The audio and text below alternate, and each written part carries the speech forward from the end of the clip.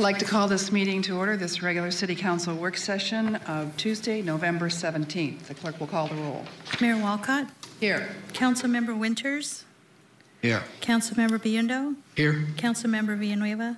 Here. Councilmember Hall. Here. Councilmember Tandy. Here. And Vice Mayor Williams is absent. If you'll all please rise and join me in the Pledge of Allegiance. I pledge allegiance to the flag of the United States of America and to the republic, one nation, under God, indivisible.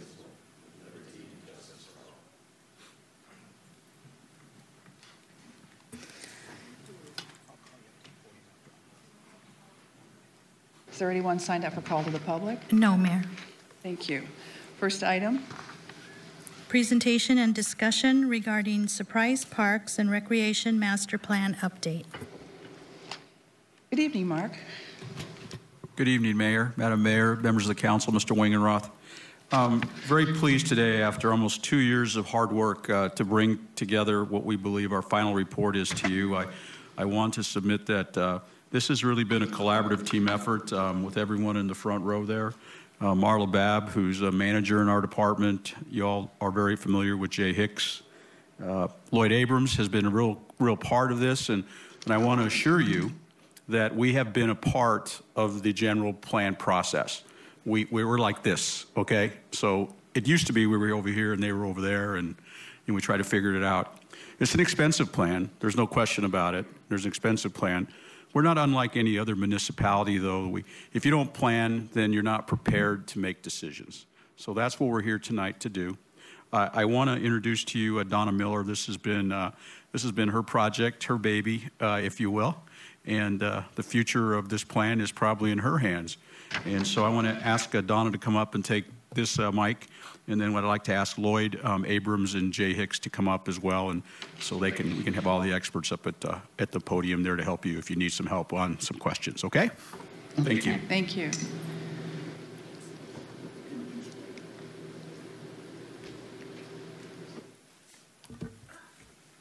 Good evening and welcome.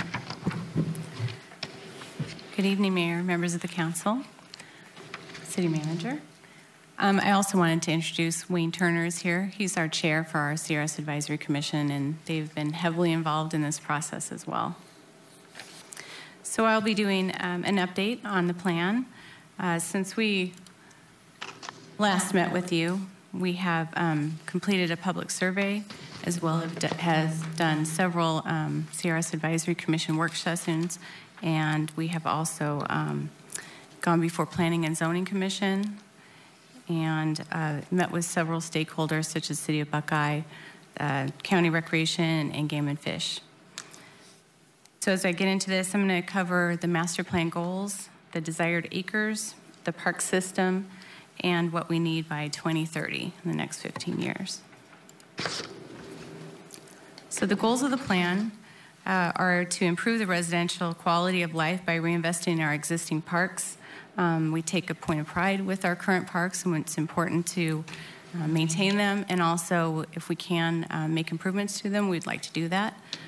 Second, promote active recreation, sports, and sports tourism. That's been a key component of our department.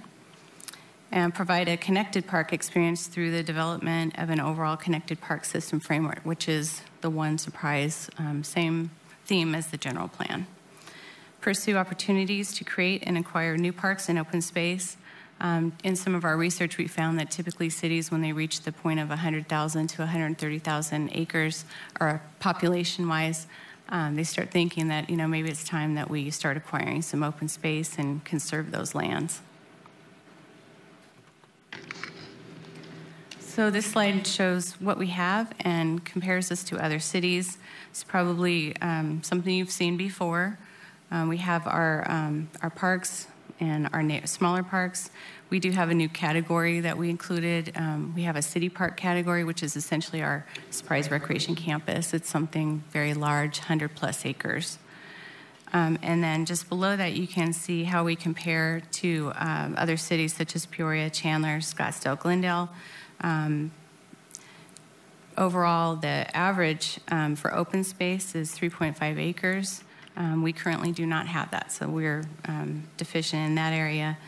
And then as far as developed parks, we're slightly under the average as well. If I may, before you move on from that, how do you define pocket park?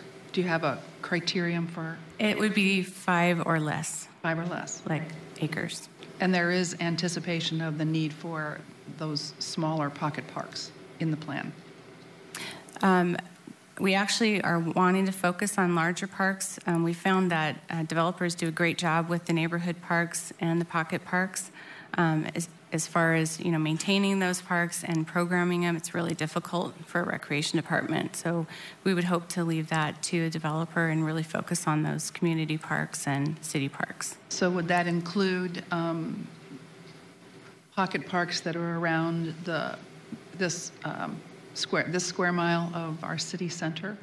Would that include the developers being responsible for those pocket parks as well? Maybe you can help with that, Lloyd. Madam Chair, members of council, as far as the development around this center, I'm not specifically sure, but I would say going forward, that's what we'd put on the developers to come to the table and put those pocket parks in, so that those amenities are there for that development that they're building. One thing that I would like to see us make certain that we're focused on as we urbanize. Yes, big parks are very important, but pocket parks are always going to be important. Mm-hmm. And especially as we urbanize, it's not a park where you can park your car, it's a park that you walk to.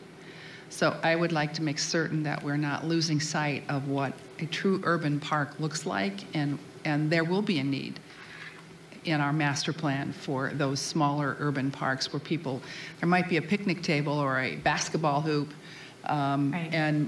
and little else. It's literally something that neighborhoods can walk to, but it may get, and I certainly hope that as we urbanize that we will find ways to encourage our developers to do more of those kinds of things. Mm-hmm. But there's considerable amount of our core that's already urbanized and is even getting more so, that does not anticipate those. So I'd like to see us make sure that we do have them. Mm-hmm. And if we have to, well, if we have to find some way where we're dealing with whatever development might have some sort of a joint agreement where they're maintaining it, even though it's city-owned, I don't know how it's going to work. I just don't want to ignore it. Because I think there's opportunities for, and I understand the programming piece, but I think that, and I also understand the issue of maintenance, but if we can have some sort of a joint agreement with them where if they're maintaining their common area and they can also maintain this little small park, then that's something that we should pursue as well. So I don't want to see those little salvage pieces of land, especially along Grand Avenue, potential for growth when we urbanize, and go vertical. I would want to see parks. Okay. Some visual relief. Councilmember Villanueva? Oh, I'm sorry. No, I don't have that. Councilmember Winters? Thank you, Mayor. Donna, are we counting the HOA parks? We are. On this next slide, actually, it's part of the private parks. But should we be counting them since they're not done by the city? We're counting them. Private? They're amenity for the city. I know moving forward, a lot of them right now seem to be kind of closed off. People can't get into them. Moving forward, we would like to see those open, whether it's part of the trail system, that more residents can use. Because a lot of the HOAs are very possessive of their park. Mm-hmm. They don't want somebody else using their park. It does live in that community. So I don't know if we should be counting those or not. Thank you. You raise a good point, Councilmember, but it also might give us an opportunity to kind of work in collaboration with those HOAs to think about how we connect them through a trail system if they're interested, if they were willing to collaborate with us to connect into a trail system. Mm-hmm. At least be open about it. And if they say no, they say no. But I can see why there might be opportunities. Mm-hmm. For sure. Okay. So then we go into what we need for tomorrow. This next slide, going off of MAG projections, and this is consistent with the general plan as well, we're expecting the population to double in the next 15 years. So based on that, our goal would be to have, just over 8 acres per 1,000, which is equivalent to a large city park, 6 community parks, and 847 acres of open space. This would put us in line with Peoria and Chandler, and that's our goal in this plan so far. So going into the park system elements, the overall signature theme of it was the green armature. Surprise has a unique character. We're surrounded by mountains to the north and the south, and a lot of unique natural waterways and that type of thing, washes. So that was the overall theme. And as far as open space and natural areas, we have McMicken Dam, the white tanks as a couple of resources there. We also have an element called greenways, which is supported by the general plan. This would involve having trails along our major washes in the city. And then we have community and city parks, a connected system. And essentially the idea is you get on these trails on the greenways and you can hit almost every community park in the city. Bikeways and trails, having those on the greenways, and then also trails, McMicken Dam area we'd like to see there.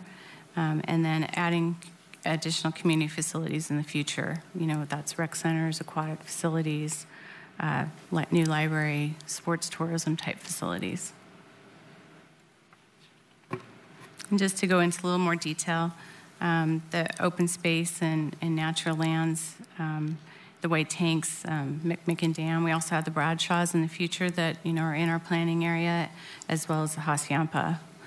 And we would look to work with partners, Bureau of Reclamation and County Flood Control and county parks to hopefully work out agreements to be able to use some of that land for our open space.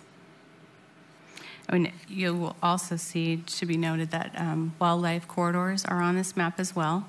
We've worked with Game and Fish, and they're kind of in the tan color on that map. 20 miles of greenways would be part of this by 2030, and again, the greenways are kind of the signature piece of the plan. This would involve having trails and parks along the washes, and probably, look 80% natural desert, maybe 20% park. We'd prefer that there would be an adjacent roadway. That way it makes easy access to get to some of these parks as well. And then on the trails, have great separation at major crossways so that if you get on there with your bike or whatever, you can just go. Don't need to stop.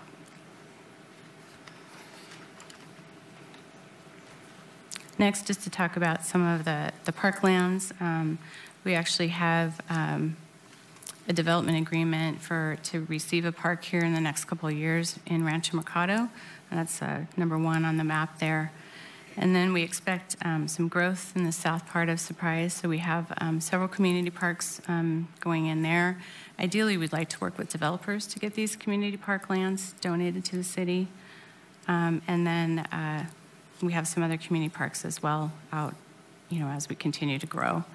And the character of the area would probably determine what kind of parks these are. If it's more natural, maybe you have, some hiking trails, trailhead, BMX, that kind of thing. So this next slide just kind of shows an example of a city park. And this would be somewhere, up near the CAP. We'd have to work with the Bureau of Reclamation to obtain those lands, and typically from what I've learned, it's about a 7-year process, so we'd want to get going on that very soon. Could be something like a Reach 11, a soccer complex, if you're familiar, with that facility. And then basically for new amenities by 2030, these are just based on our current level of service. Buckeye did a pretty comprehensive inventory study of what all of the Valley cities have. We took a look at that, and then based on our current level, had these amenities, and these are some of the amenities we would like to add to those various community parks. And obviously, our active programming is a big part of our department. We'd like to continue that. The next, new bikeways and trails by 2030, about 13 miles of new natural surface trails around McMicken Dam area, and then 19 miles of improved surface trails, adjacent to major roadways for connectivity. And again, it's that goal of having a connected park experience. You can see the little dotted lines on that map. Next slide is new community facilities by 2030. In the plan, we have 3 aquatic facilities. Hopefully one of those a competitive type facility. 1 field house that we've talked about earlier this year, meet our sports tourism needs. 3 new rec centers and 2 libraries. One of those could be just an expansion of our current library, possibly. And we do have actual funds in our library. Impact fee fund is about $4.2 million currently in there, so we do have some money. Can we go up on that with that existing building? Can we go vertical? I probably would have, I'm not sure what the roofing material is made of, if it could be added to go up, but there's probably some area to go out. Do you think there's enough room for a horizontal expansion, just 1 level expansion? Donna and I were speaking about that. The library was not designed to go vertical, so there would have to be some major infrastructure to support that type of construction.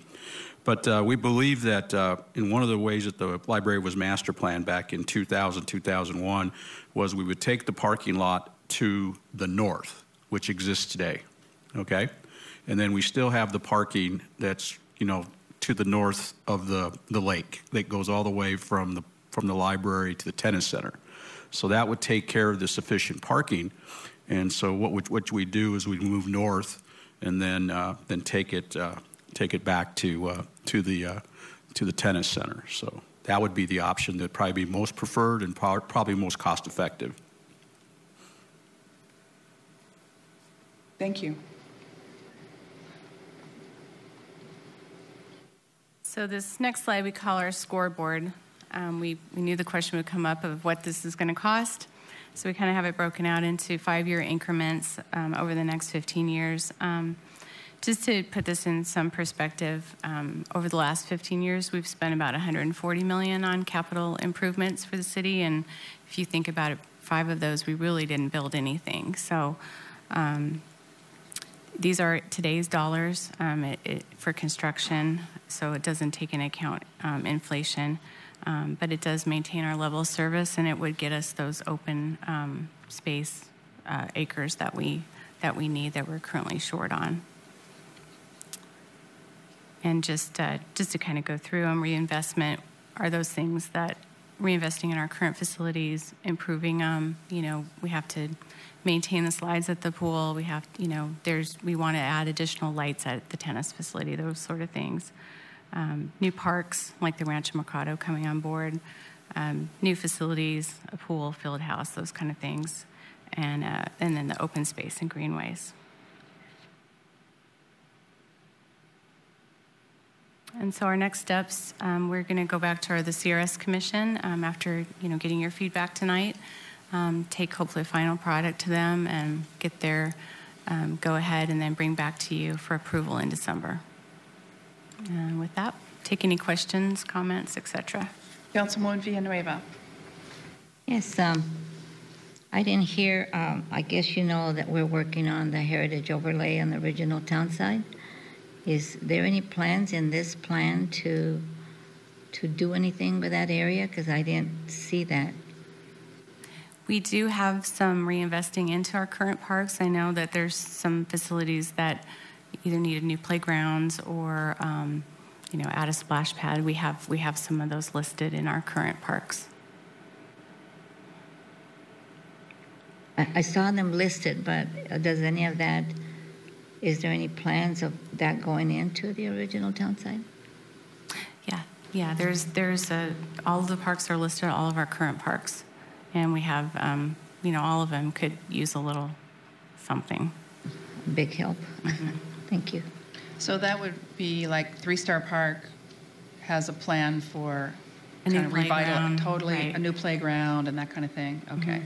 And Gaines Park, any improvements to Gaines Park that needs to be done, or is that on the list? It's on the list as well. I'm trying to remember exactly. Jay might be able to help me because we have all the parks listed. Some, it's simple as shade, new playgrounds. All of them need to be replaced at some point. Councilwoman? I think my concern is that we really need some help, not only with parks, but on the south side of Grand Avenue. That's a major issue with the whole city, actually. So, Right, I concerned understand about that's that. on the council strategic plan too, is a park south of there. Okay, thank you. Councilmember Winters? Thank you, Mayor. Don, I assume that's 13 acres from Rancho Mercado. The developer donated those 13 acres. That's correct. Okay. Is the park going to go in first, then a development, or is it going to be vice versa? That, I don't know. Lloyd may be able to I think we answer learned. that. I think we learned a lesson that we should have the park in first before the developer builds his homes. Right, Lloyd, or not? Understand. I do believe, though, in most cases, the developer is going to put in a certain percentage of homes and build to bring in that revenue to build the park. So that's normally how it's done. Okay. All right. Good. Thank you. I'd have to go back. Our current swimming pool, how much life does it have left in it? You're talking about the aquatic center Yes. on Bullard? As long as you maintain it and keep it up, it'll be there forever. I do think it's overcrowded. We definitely need another facility. They're full at capacity, especially with all the high schools and when it comes time for swim teams.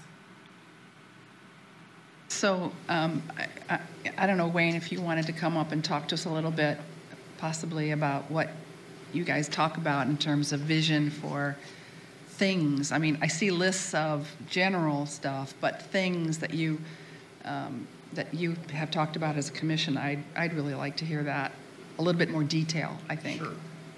We've, as Mark and Don have noted, we've talked about this for an awful long time. And the biggest factor we look at all this is, again, the funding issue, as you saw. That's going to be the biggest primary objective I think we're going to have with this. As a group, we would love to see another aquatic center, that the field house, et cetera, and the open space. The trail connection with all the parks would be phenomenal. That's one thing I know my group is really big on, is getting all those parks connected via the trail system. But the biggest concern we have is the funding. Where's that going to come from? The field house was really something we got real excited about, as is the aquatic center. The library is something we'd like to see as well, but there's money there. We've got some room. Might be a good idea just to add on to the existing library there. But that's where we're looking. The field house, aquatic center, some other new facilities, some minor, smaller field houses, as well as the trails, were really the hot buttons that we've really been talking the most about. And, when there's nothing that money can't solve, right? Absolutely. No problem that money can't solve. But the voters are going to want to know what it is they're buying. Correct. And so that's why whenever we start talking about money, we talk about money as if it's just a number. Exactly. When I think it's better it will be better for us to talk to our constituents if we have some more specifics on what it is that they're being asked to pay for with that money. Absolutely. So a master plan is a great first step, but I think it's helpful to know with greater detail what it is, what priority pieces that you're looking for as a commission to try to start putting forward, and in what order. By 2017 or 18, we need to do a library. By 19, we need to do this many parks, and just kind of get a general idea, maybe a 5-year plan for funding. That way we can actually chew on that. But right now, just having a master plan and a list of numbers is not, it doesn't really help me as a policymaker. If you would. Yes, Madam Mayor. So we have a very extensive 15-year that actually lists each one of the parks and actually lists what actually goes through. These are existing parks. What actually go through each one of the items that go in each one of the parks. We have a very detailed list, and that's why we call it the scoreboard. The scoreboard right now will be printed on probably a 30 by 42 sheet. So it's very, very detailed. It goes through everything that's been listed as far as all the parks, the open space, all the assumptions associated with basically any kind of trailheads. So very, very detailed, probably much more detailed than probably we could go in today. But if you would like to see that, we definitely have this larger scoreboard. And it does line it up by year. And so it's the way we've actually come up with all these numbers we've rolled into is the reinvestment is very, very specific about going back into 3-star gains and some of the others, and even basically Asante, and adding specific items to each one of those. We actually have backup cost estimates for each one of those too. So as I said, it's a very extensive kind of spreadsheet that we've been working through. Mm-hmm. And then it expands not only, it basically is categorized by the reinvestment, new parks, new facilities, and open space and green. And so it even lists when we need to be starting acquiring land. For example, Donna mentioned the CAP. That's a Title 28 recreational right that you actually can exercise. Much like Reach 11, those take about 6 or 7 years to get those in place. It's got to get started sometime. Exactly. But that's your future new parks. So we have all those kind of timelines associated with all those kind of, not only the timing, but also the type of park and also what the amenities go. Right. So we have a very, very detailed list we'd love to share with you. And I realize that this is somewhat 30,000-foot look tonight, but I do believe that this council needs to get down into the weeds and kind of see what things really look like and what it is that you're proposing, because ultimately the buck's going to end up stopping here, and we're going to have to figure out how we strategically finance your plan. So I want to have that discussion, and certainly want to hear from the residents. And I don't know what your plan is in terms of rolling out that deep level plan to the residents to let them know. And as we've done in the past, we'll be very aggressive about having community meetings to get the word out and giving the residents to come to the meetings and give us their input. So we'll always be real aggressive about that. Okay. Rachel, did you have another question? Yes, I did. Okay. I wanted to know if you have thought about how we're going to address some kind of help for the areas like Coyote Lakes and Rose Garden, those areas that are on the south side, because there's the canal in between, and they seem like they're so disconnected from the city. Jay, you want to? We haven't specifically addressed Coyote Lakes, but I'll look and see to make sure we have that connectivity. That's getting down. I mean, we can definitely look at specific kind of connection points, because obviously those are built communities. Right. And so we can actually look into that detail and see. Like I said, that's something we haven't looked in specifically, just because the master plan level, looking more at kind of the regional connections and kind of communities. But let me look into that much closer and see. It's a very good point. Thank you. Particularly the wash on the west side of Coyote Lakes. I mean, that has some potential, I would think, for some real opportunities, park opportunities, that also could then also at the same time provide for some connectivity. That's actually part of the West Valley Recreation Corridor. Exactly. Right. Exactly. So that's the Agua Fria River. Right. And I think that's, again, it's something that, it's a nice thing that people talk about, but not very much. And I don't think many people really know about that particular proposal. But if you actually look into it, it's pretty amazing what could be. It almost looks like Tempe. Yeah. So it's, I don't know that we're necessarily going to go there, Councilwoman, but it is a big vision that goes all along the Agua Fria corridor, which is pretty amazing. So, okay, Councilmember Tandy. Thanks. I think this is real helpful to give us a vision of what's needed out there. I like that it's done in 5-year chunks here, so that kind of, these are project level chunks. I realize, as prioritizations go ahead, some things can move in and some can move out when things get prioritized. At the more detailed level, do you think you'll have a running 15-year, what time each project would be needing to be done, so we could also manage cash flow, or at least look at cash flow? Because I'm looking at just not this. We've got a lot of other functions throughout the city that are going to require funding as well as we grow. And I'm just trying to, that'll be a useful tool for us when we go forward.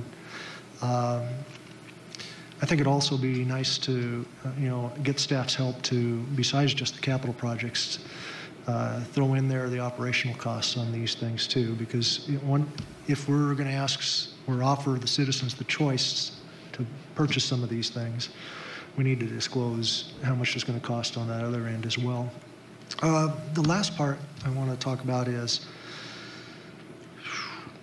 we've got zero on some of this stuff right now. Do you have a sense when the tipping point is where the citizens will be up in arms and saying, where is it?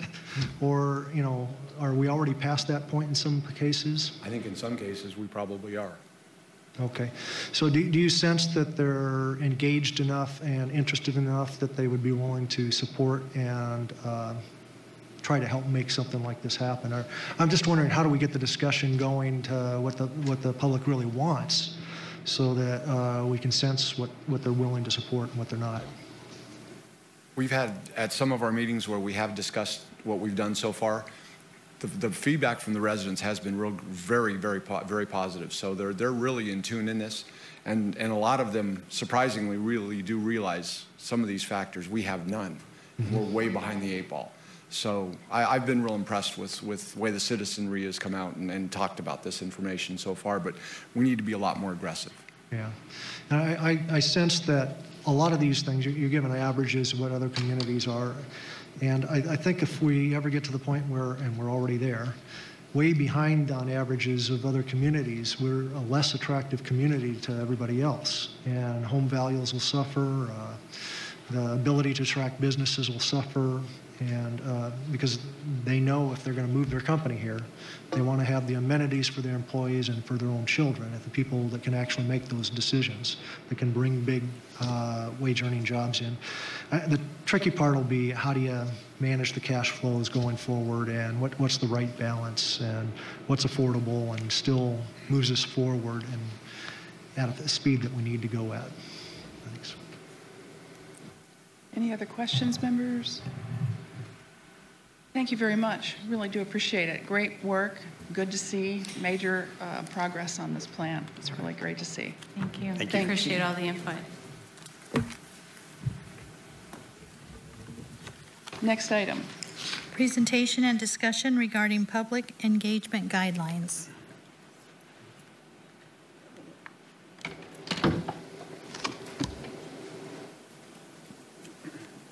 You gonna just sit up or stand up?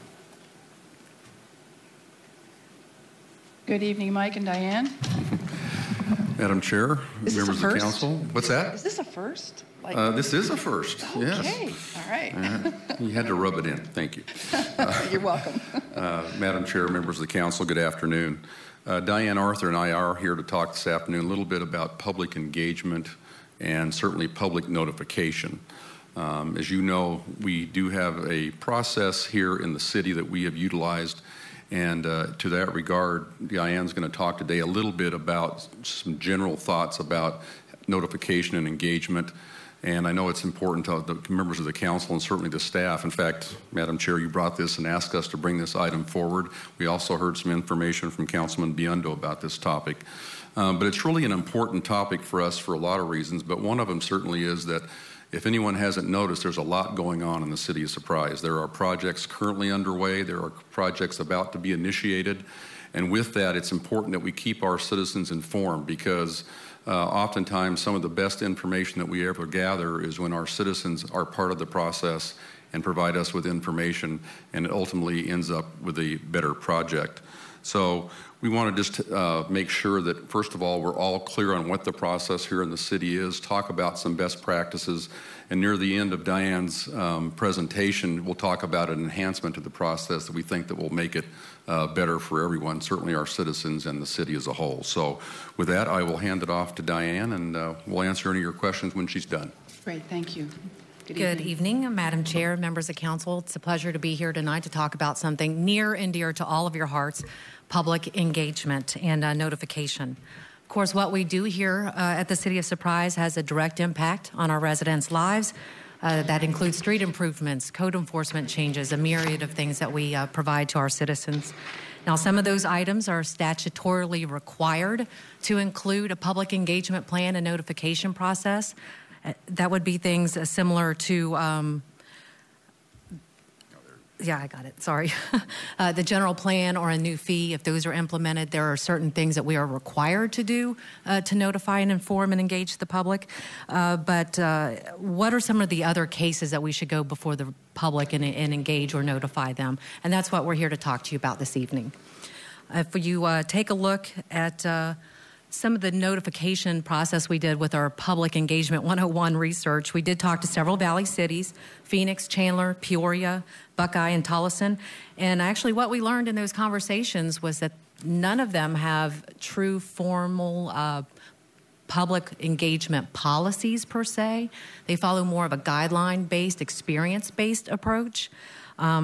So basically, if a project comes in, it's going to be a large impact to a large group of residents, or if we know, or if they know it to be controversial in nature, they just know to kick in that extra element of public input and engagement.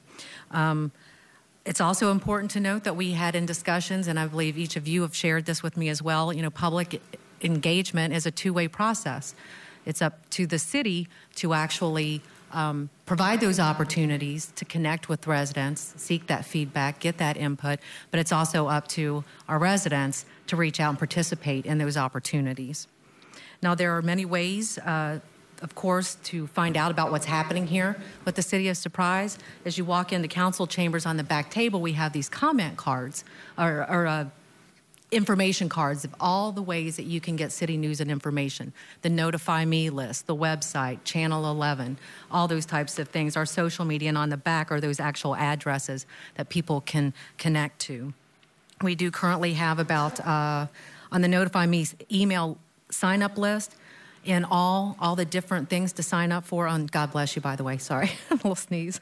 We have 47,000 different subscribers to our various Notify Me list. So there are ways for people to get that information currently. As Chief mentioned earlier, we do have a lot of projects in the pipeline here. Just recently, I think it was November 5th, Public Works, Community Development got together and hosted a CIP Transportation Update Open House. They were there to meet one-on-one, show the maps, explain things. So there are various ways as the city that we are reaching out to people, and of course we're always looking for ways to do a better job at that. Taking a look at the levels of public engagement, the International Association for Public Participation states that when it comes to engaging the public, there are many ways to do it, but not all projects require all of those elements. For example, in some cases, you may want to only inform or notify a particular resident base or stakeholder group of a particular issue. In other cases, you're seeking their input or their feedback moving forward. And then in such cases as the general plan, you're actually empowering your resident base with the public voting process. So those are the different forms of the public engagement process. Now, when to create a public engagement plan, these are just a couple of ideas that we came up with. It's not meant to be an all-inclusive list that you see on your screen there now, but we do know for a fact those statutorily required items, we have to do that. General plan, bond vote. Anytime it impacts the health or environment of our residents, anything that's going to be like large groups of people impacted, those are good best practices we found. Transportation impacts, public safety, the crime, fire prevention methods, and then anytime we're going to do a major change or an addition or cancellation to a service or program that we offer, we find that best practices, that's time to get out and let people know that's coming before it happens.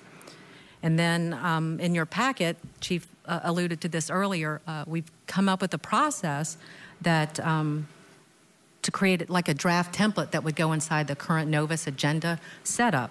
So that would be when staff goes in and enters a project item, they would also have an element to checkbox what their public input plan would be, depending on whether or not they needed to do that. Not all projects would require that, but they would have that option. It would look similar in nature, well, identical in fact. So you, the council, and the public, when that's posted to the agenda, would be able to see exactly what the public outreach plan would be. And it would include, the project title, the level of engagement, identify the stakeholders that we would need to reach out to, state the objectives of the program, public engagement, project timelines, whether that be, when there's a public vote coming or an open house date, things of that nature. And then also have a checklist of the outreach tool checklist, and that's basically most of what our communications outreach would be, and also including open houses or whether or not we need to create stakeholder groups or task forces, things of that nature. So with that, we welcome your comments and feedback, and thank you very much for your time this evening. And thank you very much for putting this together. I do appreciate that. One real quick thing that comes to mind is having, when we partner with many utilities, for example. And I remember one time Councilmember Hall had a project that was close to his district, and it was a gas company project, and it just suddenly appeared, and there was no notification. And it generated a lot of angst and phone calls and a lot of extra work for our staff.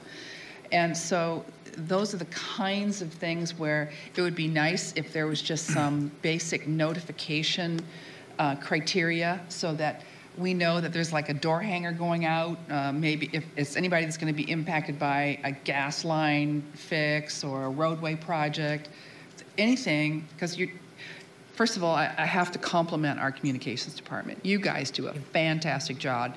You're an Emmy award-winning communications department. So we do a fantastic job of engaging our public already, I think. It's just making the notification piece, making people aware so that they can become engaged is where I think we can up our game just by doing a little bit more with finding that criteria of, okay, this is a project that's going to affect 1 square mile. This is who we have to identify. And these are the kinds of questions that we can anticipate that they are going to ask so that we're ready and not, back on our heels. So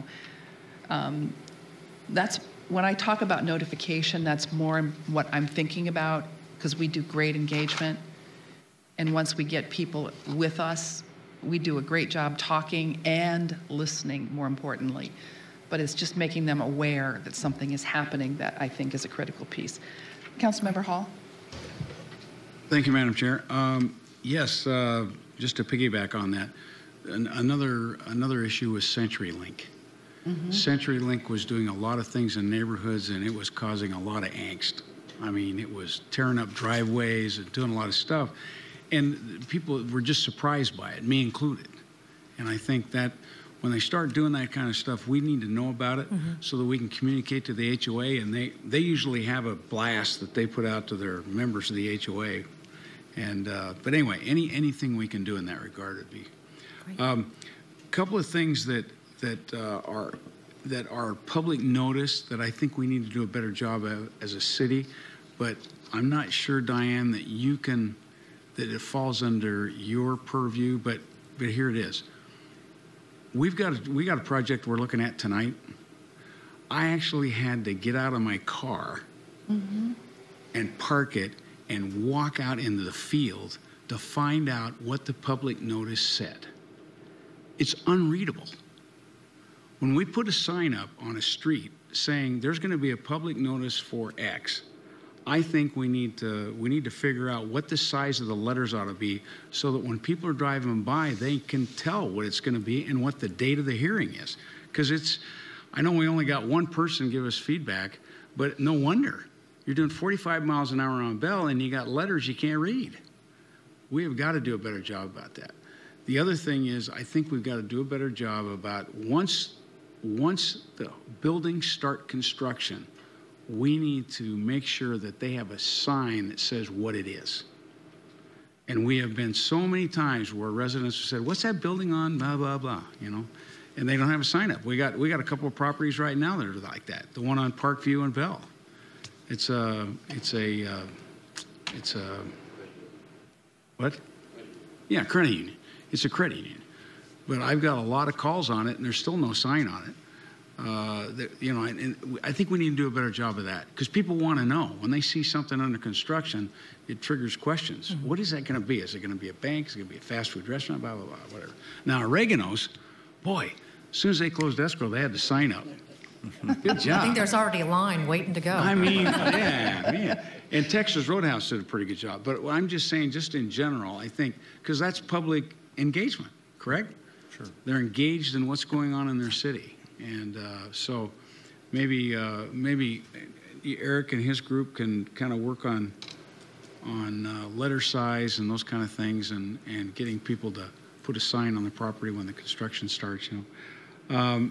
The only other thing I thought was, in this day and age, I mean, I'm kind of low tech, but maybe there's a phone app that I don't know. I mean, that is so that people can drive by and they go, what is that building? They could hook into the city that says what it is. I don't know. I think we ought to look at it. Hopefully they're not doing it while they're driving. Yeah, well, I know. That's the key. It's a passenger doing that. No.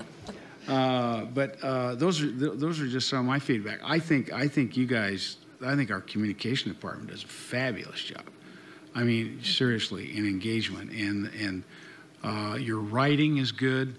The way you write, it's interesting. It's got rhythm to it. It's all. Well, you've met the crew, so you know. I know you guys. Yeah, you gotta. And talk about that magazine that we put out as a city. I mean, I'm so proud of it, and it has a lot of shelf life. I mean, people put it on their coffee table or on their counter in their kitchen, and they refer to it. You know, they just don't toss it. And I think it's because of your staff, and I think that's really another piece of engagement. People look forward to that magazine because it tells them a lot of things that's going on in the city. And so I think it's wonderful. And I think the Channel 11 group does just great. I mean, I actually watch Channel 11 sometimes because there's some interesting stuff on there. I mean, I don't watch city council meetings, but there's some interesting stuff on Channel 11, you know. And I think it's just great. So keep up the good work. And I think we. You know, I'm glad you brought this forward because I think public engagement is a big deal for all of us, and the better we can do about it. And so anyway, that's my feedback. Thank you, sir. Councilmember Tandy. Thanks. I actually wrote a lot of those down, so I agree. I think the communications department does a great job. There are areas for opportunities for even going further. You might need some more resources from us to do that. But let me just talk about a few things. I think 47,000 subscribers is fantastic. I know the police department hit 6,000 on Facebook just recently. I am seeing lots of positive comments and posts on nextdoor.com from the police department, and also now the city's on there as well. And that's like the number one thing. People come up and say, hey, we really like all that information that's coming out there. So they feel connected. At least those are the people that want to be connected. The app, I think there's opportunities for pushing news based on location-based, not only GPS where you're at right now, but also, you know, your home address, maybe pushing. It's things to look into for the future. I still see people commenting, how do I put street light in? This is the app again. So a lot of things apps can do, and there's a lot of good examples of cities that have fantastic apps out there. So a place where you can actually put in the street light, you know, when you have a street light out, it says, get that little street light tag and put it in here, and we can forward it on for you, so they know. Code compliance, maybe a little blurb on there about what can be done, what can't be done. Barking dogs, lost and found animals, graffiti, you name it. Is something wrong with a street or a street sign? Exactly. So that app can actually do a lot of that, again, for the people that want to be engaged in that way. On your staff report, the communication tools and techniques options, I recommend highly that we include on that list HOAs and reach out to the management companies and the boards. Because if you have the management company and the board, you can't leave one or the other out. That is getting the notification. You're going to have at least one person see it and look at it, because everybody's being inundated by thousands of emails. And once you do that, then you're contacting somebody that is connected and will spread the word, and it'll go faster and faster. Everything from branding, again, we've talked about it. The city, I got asked again about it, city limit signs. Somebody said, Peoria's got some really neat looking signs, and he's going to send me some photos of those, and maybe those are good ideas. So I know we're working on that. QR codes, maybe we come up with a system for QR codes for the people that are walking by, and they can look at the sign for oregano's or whatever and click on that and go, okay, here's more information about the timeline, when it's going to be in. I see a lot of interest in our current development. A lot of people are jumping all over that and trying to find out, okay, what business is coming in next? So they're really highly interested in that. Now, we talked about all the different things, and not even all the things. You've got tons of tools on this list that you're using all the time. That's why I think we're doing a fantastic job. It's just that in today's day and age, you don't have 3 TV channels, and you don't have the one local and one big newspaper. You've got so many different media outlets, and a lot of people have sworn off of a whole variety of them. And maybe they only get it by Facebook, or maybe they only get it by Twitter, or maybe they only get it by the neighbor. So it becomes more of a challenge. How do you get that information out of there? So it's kind of like we got to do all of the above, and actively work with our newspapers and give them stories, and try to what are the themes for this week coming out of the city. And I know we're already doing that as well. But the one thing I keep on thinking, how do we actually get more and more people interested? And rather than just have all these passive interactions where they either look at it or they don't, maybe there's things we can do, and I know we do this too, but maybe we can even expand it more. Have a lot more interactive opportunities for people. So when we were talking about the artwork for the bridge, when we did the Easter event, we actually had people out there talking about it so they can interact. But I'm just thinking, how do you get more people? At least the people that are interested and engaged in coming out to the events. I think maybe interactive opportunities. So you're already doing all that, but more. I hear you. Thanks. Any other questions or comments? I have a comment. Councilwoman Villanueva. I totally agree with these guys and the good job that you guys are doing. The only thing I do, I'm not quite sure what's happening, but I went to a couple of picnics, and I asked different people that were sitting around, why did you go to the fiesta? They said, what fiesta? They didn't know. How do they not know when it was so well advertised? And what I'm saying, some people are not reading, and if they're reading, they're ignoring it. I've asked a lot of people about, did you go to the parade? What parade? We have that also in our community, and we need to find out, why are they not reading? Maybe they're not interested, I don't know, but I've contacted quite a few people just to find out if they had the information. Unfortunately, Maybe it's a challenge but they happening ignored everywhere. it, I don't know, but it's happening as well. I just wanted to let you know.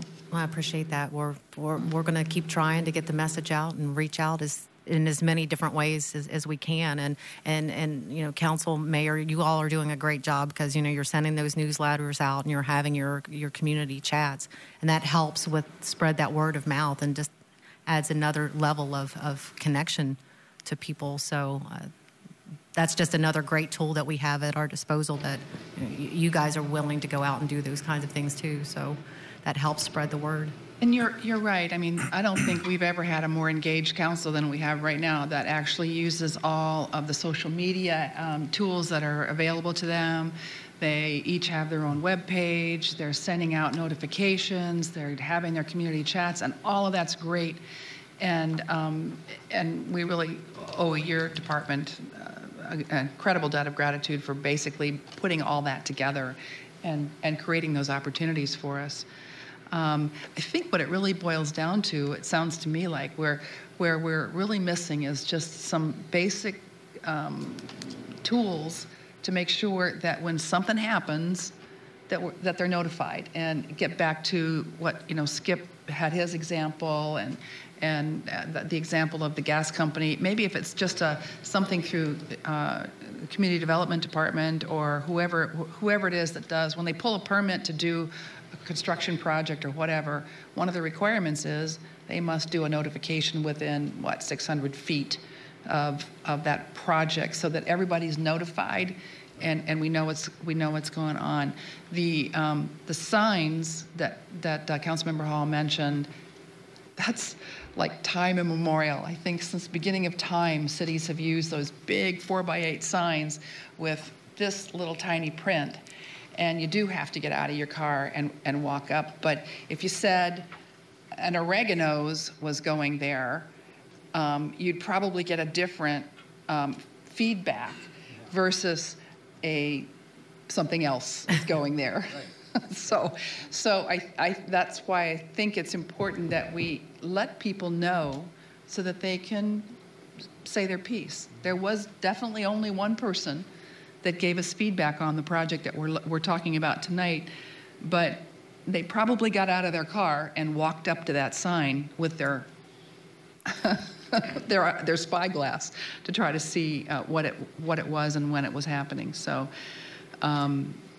there will be a lot of surprise when that project moves forward, and we don't want that. We want people to be fully informed.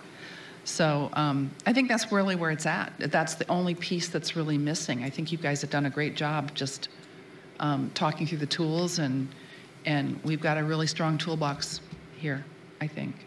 Madam Chair, if I might, just one comment in closing. I appreciate your feedback because it gives us the opportunity to keep talking amongst the staff, because I think Diane mentioned it, but this whole process is a little art and science. And the science part is there are certain things you have to go out and engage in, whatever. But there are other things. It really is a good feel about what you think is going to come up and what the reaction is going to be.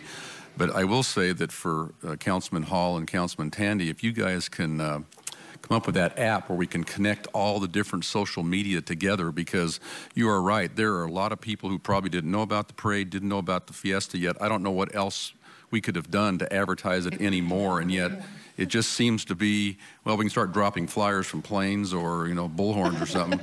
But the reality of it is, it's not unique to Surprise. This is a problem. There's so many information sources, and some people choose to get that information, some don't. And I just think it's a little bit of our society today is we're not quite as that big community oriented. Everybody has so much going on in their lives, they kind of pick and choose. So it's an unfortunate circumstance, but we'll certainly stay on it and keep the staff engaged, and the input you gave us today, we'll continue to work on it. We are long past the days of the town crier, hear ye, hear ye. So much more complicated. Councilmember Hall. Thank you, Madam Chair. Just one other opportunity, I think, is our school district. Somehow, and I think, isn't Zach working over there now? And I'm glad he's a sharp young man. And I think maybe we can get more cooperation to find, because there's a lot of good things going on in the schools that get missed. And people don't know about it. We have A-rated schools, we've got A+ rated schools, we get this, Teacher of the Year, the whole thing, and a lot of people don't know it. I don't know if the newspapers are doing one way is the newspapers could interview them and that kind of thing, but I don't think there's a consistent message out there about education in Surprise, be it charter schools or the Dysart School District or whatever, There's a lot of good things going on, and I think people need to hear it. It doesn't need to be a big, long thing, but just a nice little, here's some good news at Dysart, or here's some good news at Arizona Charter, And anyway, You know what I'm saying, Diane? Yep, absolutely. Councilmember Winters? Thank you, Mayor. Maybe a little off track, Diane, but as long as you're here, and I got you on the hot spot. Oh, boy. I too watch Channel 11, and but I noticed, did you change your format? You know, you have a little roll that tells what's on, what's coming up. Yeah. It looks really small now. We're now in HD, operating in HD through CenturyLink. Is that what you're looking at? Well, I'm talking about this scroll that tells you what's on, you know, the programming. Oh, on the bulletin board? Yes, he did Jake just changed that a couple weeks ago, I think. Yeah, I noticed the problem a couple days ago. It's so small I can't even... So it's too small? Can't even read it. Maybe it's my age. I don't know. I'm doing one of those now. Okay. Thank you so much for all the work you did putting this together. Really do appreciate it, and appreciate all that you do already for us. It's really amazing. Just an amazing department, and just keep up the great work. Thank you very much. Appreciate it. Last item. Presentation and discussion on latest changes to the proposed City Council Board and Commission Handbook, 2015 edition, and corresponding changes to Surprise Municipal Code, Section 2-295, amending the boards and commissions bylaws by removing the requirement to resign to run for elected office and amending the attendance standards.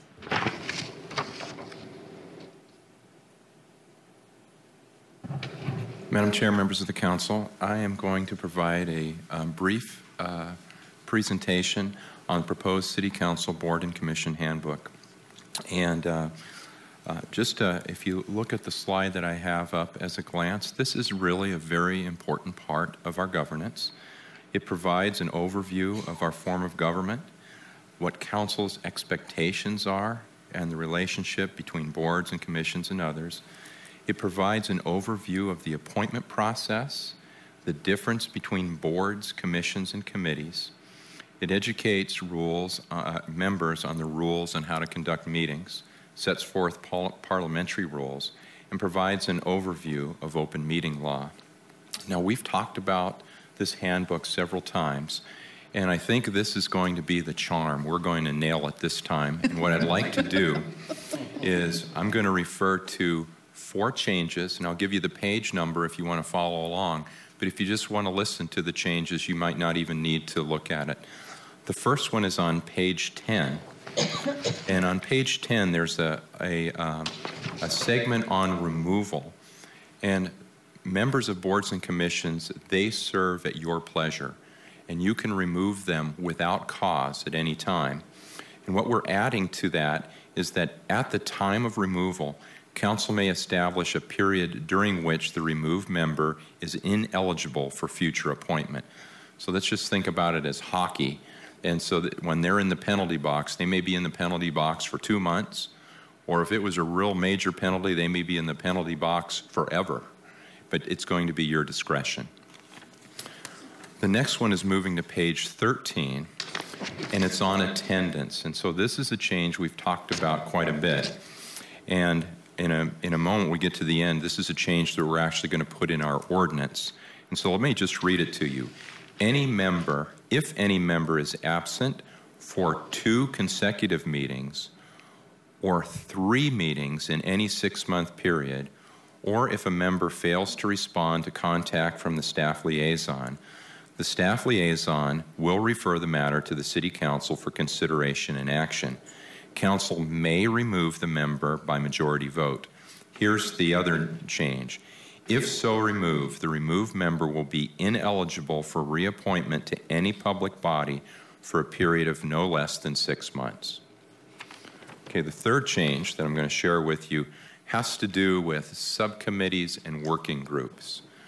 So if a board or commission establishes a subcommittee, they need to get approval by you, all right? But if they establish a working group, they can do that on their own. And let me describe what a working group is.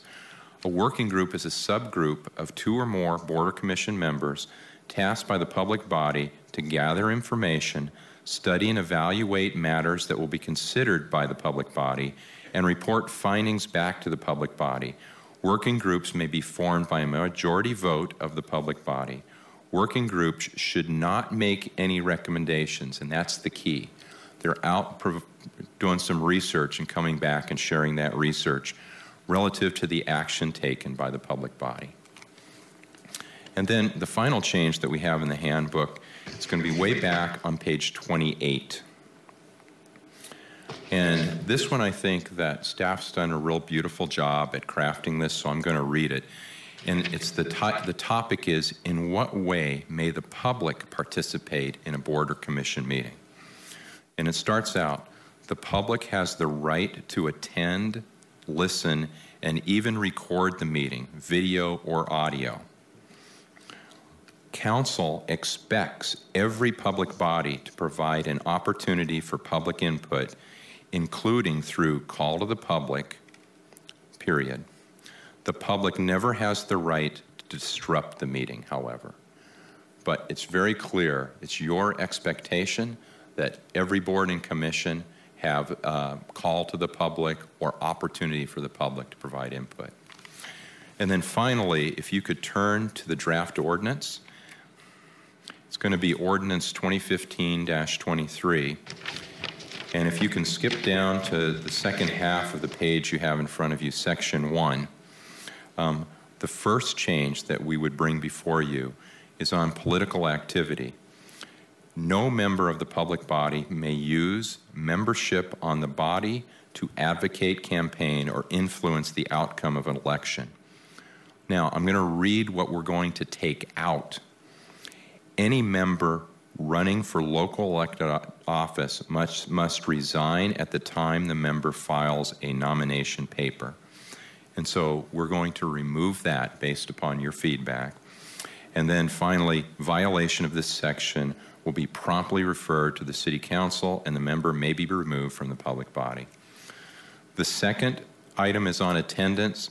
This wording reflects word for word what we just talked about, which is in general, if you're not there 2 consecutive meetings or 3 in a 6-month period, it's grounds for removal, and you cannot come back for no less than 6 months. And so, Madam Chair, members of the Council, that concludes my presentation. I'm ready for any questions or discussion. Thank you. Councilmember Winters.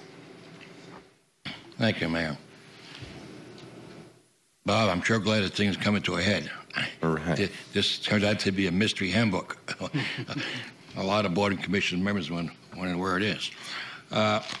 We made progress. However, I got a few things that I think need to be corrected. If you go to page 5, it says on the appointed officials, and it talks about the City Council appoints these individuals to serve different functions, and included in that is a city attorney. Now, since we changed that, I think that should reflect that in this book. Madam Chair, members of the Council, what staff would like to do is that change is currently not in effect. And so we would like to come back to you the second meeting in December. And if that's the case, we would have that change incorporated into it. Okay. I guess we'll have to settle for that. So this book may not be ready until next year, 2016. Yeah. Okay, the other thing is on page 10, where you have under removal, it says, at the time of removal, council may establish a period during which the removed member is ineligible for future appointments. And then you spell it out as 6 months on page 13. So it looks like we're not committed to 6 months on page 10. I think that the discussion was, and this is, we're trying to follow your feedback, that if you don't attend, it's not like it's completely up to the council. We're putting in the ordinance that you are in the penalty box for 6 months or longer. So if it's on attendance, it's 6 months. If it's for any other grounds, it's council discretion. But I think that was the intent. Okay. All right, thank you. Thank you. Councilmember Tandy. Thanks. Mine's relatively easy. On page 28, it's probably something I should have caught before, where it says video or audio. I was thinking maybe it'd be better to video and or audio. Okay. So it can be either and or. It's the only comment I have. Thank you. Councilwoman Villanueva?